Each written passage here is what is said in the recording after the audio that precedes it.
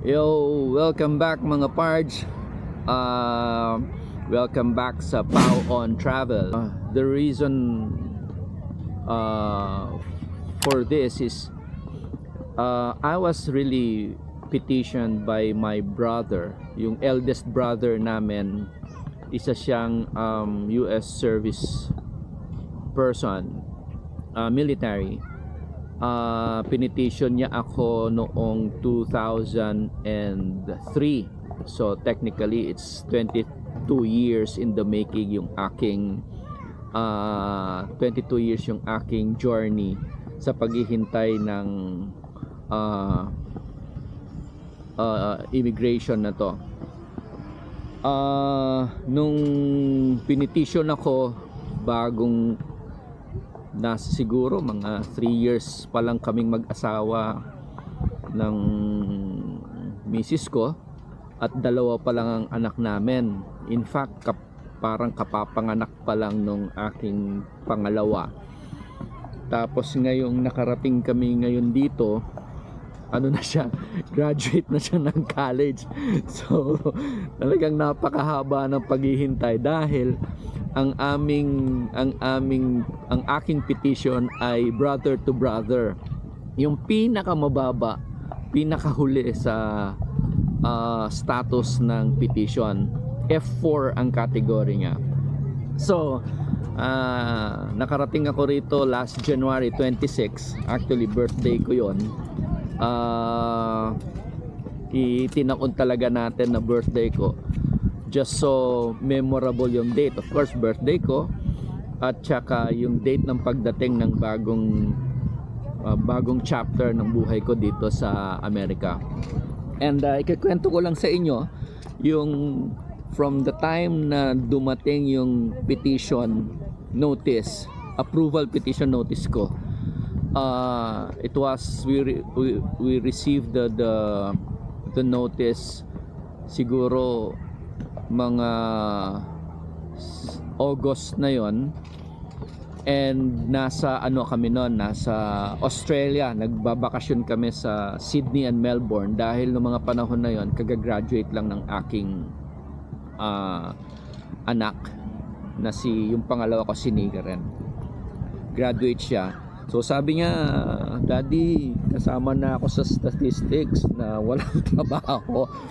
So sabi ko, di bale, ano ba naman yan, makakakuha ka naman, sigurado yan. So nagbakasyon kami ngayon sa Australia, at nung nandun kami sa Australia, doon namin na-receive yung aming approval ng aming petition. Ngayon, ang aming interview date is actually September 6. So nung September 6, ang aming date of interview, 2 weeks before that, kailangan mong mag-medical. So nandun naman yun sa email na na-receive namin, na 2 weeks before your interview date, kailangan nakapag-medical ka na sa St. Luke's, no, sa Manila. And prior to that, na-upload na namin yung lahat ng mga hinihingi ng US Embassy na mga documents. So if I remember it right, kasama sa mga required documents na kailangan mong isubmit sa SEAC, kasi gumawa ka rin ng account sa SEAC. Hindi ko lang alam ulit anong acronym ulit ng SEAC na yan, pero dun mo i-upload yung mga documents na kailangan for the interview. So of course, nandoon yung DS-260, yun yung application form, online application form, na doon mo ilalagay lahat ng mga detalye ng applicant. So yung pangalan ko, yung address, yung trabaho, birthday, nandyan, mga personal information, pati trabaho kasama doon sa DS-260. Apart from the DS-260, kasama din dyan yung birth certificate, marriage certificate, tapos yung police clearance. Actually nagkamali pa kami dahil ang alam namin police clearance is yung PNP clearance. Hindi pala yon. Ang hinihingi ng US Embassy is the NBI clearance. So yun ang kailangan mga i-upload. And wala namang kaming nakita mga bank statement, wala dun eh. So yun yung mga kailangan naming i-upload. So dahil 5 kami, so na-upload namin bawat isa sa amin. Yung isang DS-260 lang yung aming na-upload, tapos yung birth certificate namin 5, tapos yung police clearance 5 rin, tapos meron pang Senomar para sa mga batang below 18 years old. Kailangan silang mag-submit ng certificate of no marriage. So yan yung mga kailangan. So moving forward, dumating na yung aming interview date nung September 6.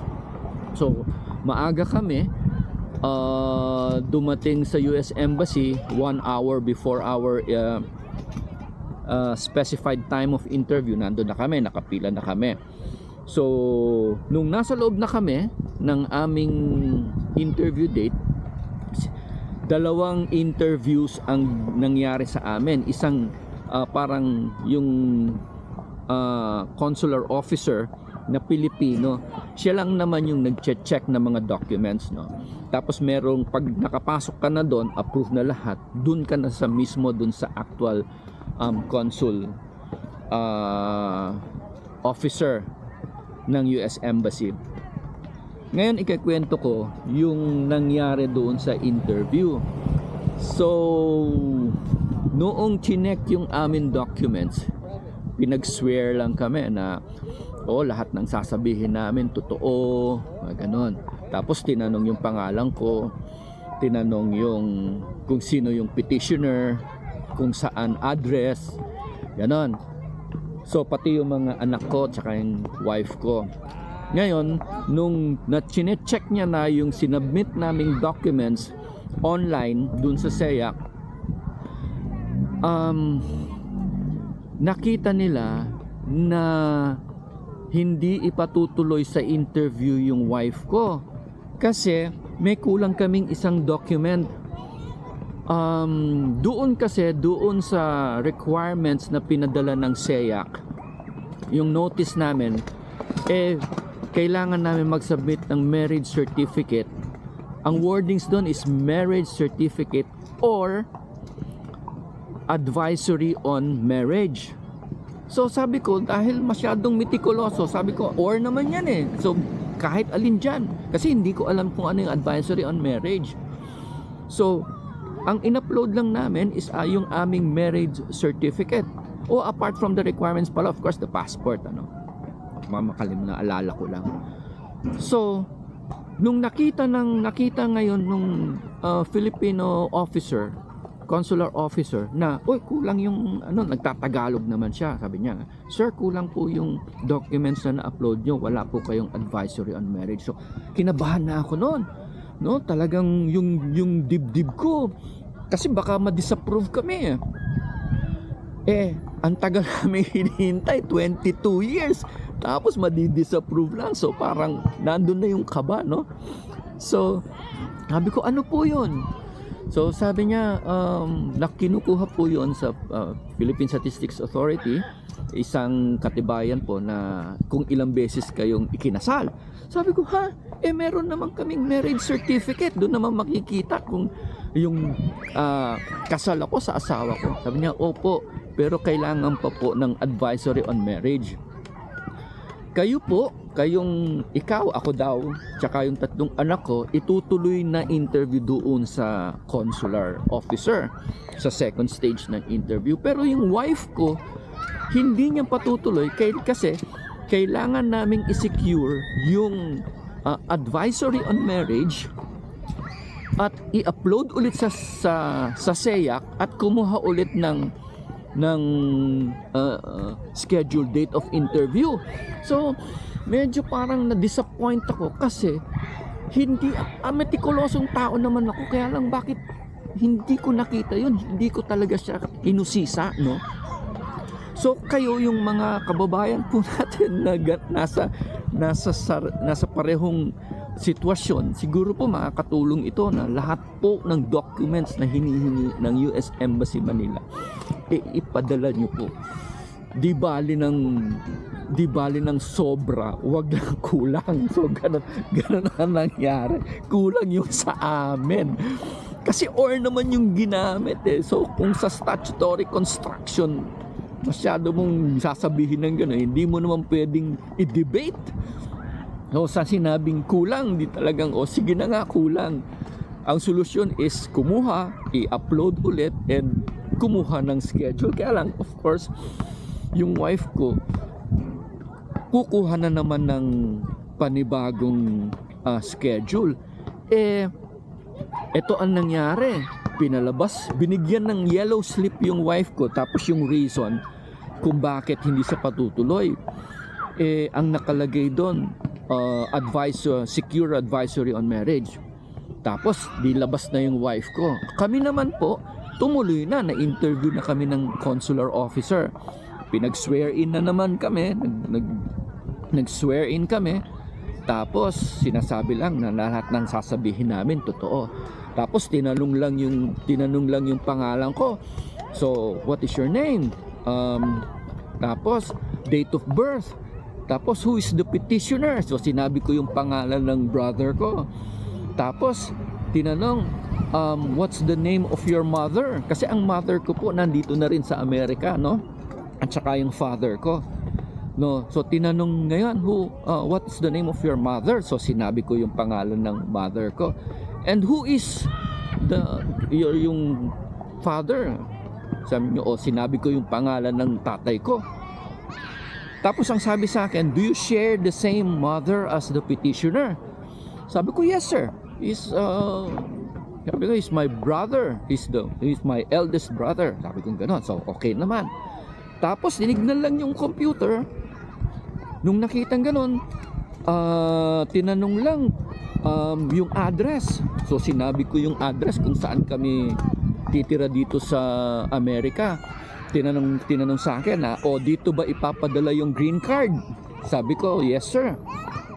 Tapos kinuha niya yung number ng kapatid ko, yung telephone number. So binigay ko rin yung telephone number ng kapatid ko. After nun, sabi lang nung consul, okay, we will approve your visa. If you don't have any more questions, you go to the window something. If you have questions, you have to go to the window like this. But if you don't have any more questions, you may go. Congratulations, welcome to the United States. Ganun lang yung sinabi. Kami naman masaya na na-approve na yung aming immigrant visa. Pero malungkot dahil yung wife ko lumabas, hindi nakasama. No? So nung lumabas kami, na-meet na ulit namin yung... Actually, umuulan pa nung araw na yun, no? Nung September 6, umuulan nun. Tapos nung lumabas kami sa US Embassy, tumawid kami sa kabila. Merong merong overpass eh. Tapos may mga MMDA na mga nandun. Sabi pa sa akin, hindi ko makalimutan, sabi nung MMDA na naka-station doon, sabi niya, sir, masaya kayo congratulations. Sabi ko, salamat. Anyway, pagdating ko na-meet namin yung wife ko, masaya ako dahil approve na yung immigrant visa namin. Pero yung wife ko, pending. So, September 6, that was Friday, Anyway, noong na-approve kami, Monday, nag-secure na yung wife ko ng advisory on marriage. Nagpunta na sa PSA. So nakakuha naman siya ng advisory on marriage. Tapos in-upload niya na ulit sa SEAC website. Tapos nakakuha siya ng interview date October 13. So come October 13, interview na siya. So masaya na naman kami kasi ma-update na, no? May interview, nakakuha na siya ng interview date. Pagpasok niya ngayon sa US Embassy, wala pang 15 minutes, lumabas na siya. So sabi ko, ang bilis. Ang bilis nung paglabas niya. Sabi ko, kamusta? Sabi niya gano'n. Nadidismaya ako kasi sabi doon sa embassy, kailangan ko daw i-update yung aking passport. Sabi ko, bakit? I-updated naman yung passport. No, ang sabi daw ng US Embassy, kasi ang pangalan niya sa passport, yung kanyang married name, yung kasal na kami, apelyido ko, yun ang nandoon sa passport niya.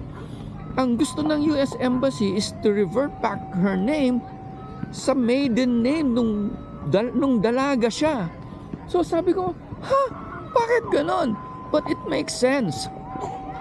Kasi pag dumating siya rito sa Amerika, yung mga records niya, yung tunay na pangalan niya that appears on her marriage, that appears on her birth certificate. So yun ang dapat na kailangan na magkaparehas.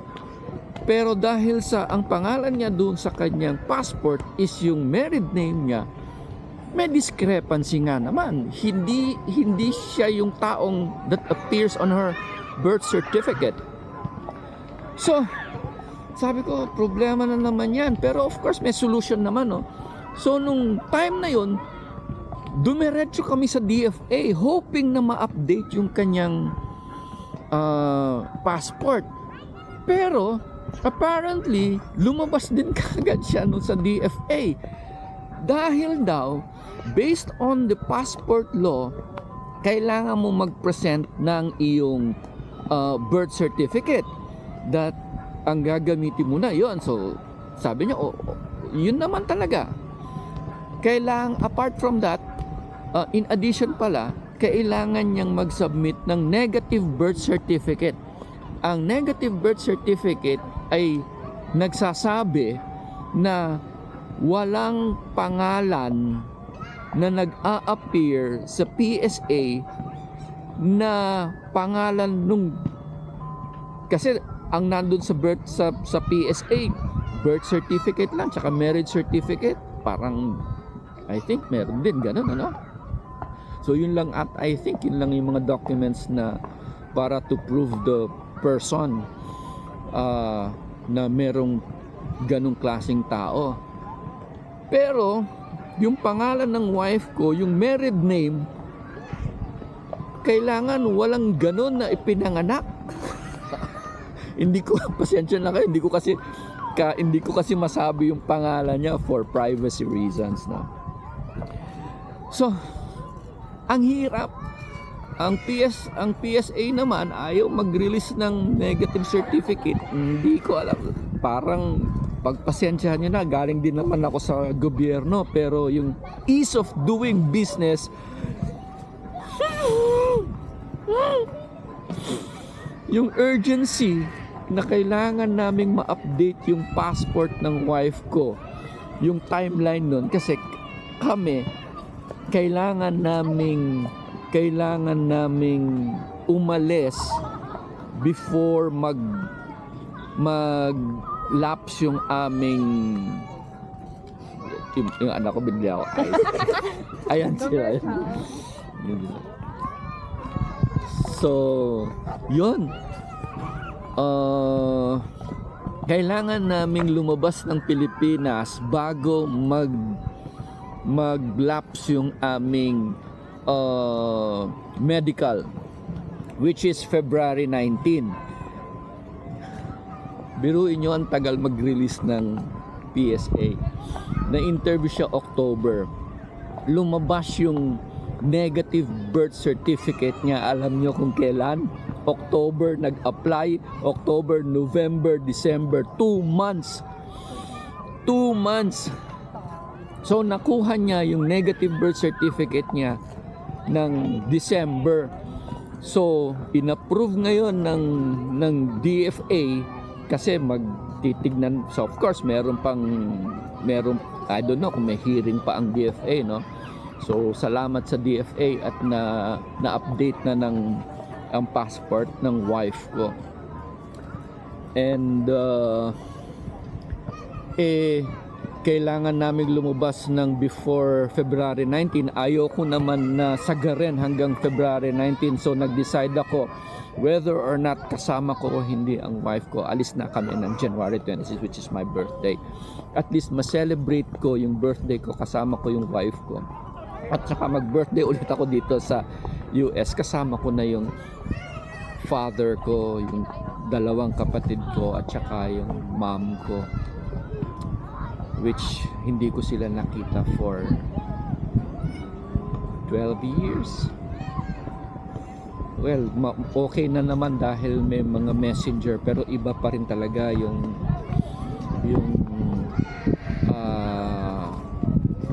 kasama mo sila personally, na nakakausap mo sila personally.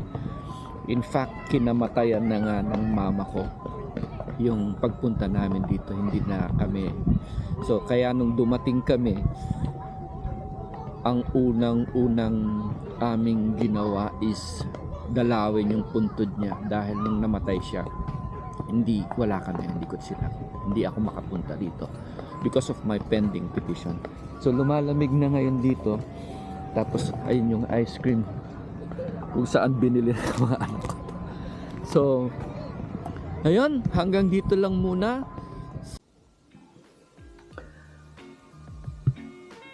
Ayun, pumasok na tayo. Nagtimpla tayo ng kape kasi malamig na kanina. Pero ganito, yun ang naging experience namin nung nag-interview kami sa US Embassy. Ngayon, salamat sa pagsama nyo at sa pakikinig. Sana meron kayong natutunan kahit konti dun sa experience namin, at maging gabay sa mga magkakaroon ng interview dyan sa US Embassy. Hanggang dito na lang muna tayo, magpapaalam muna tayo, panandalian. Love, peace, and happiness lang po dito sa Pau on Travel. Bye-bye.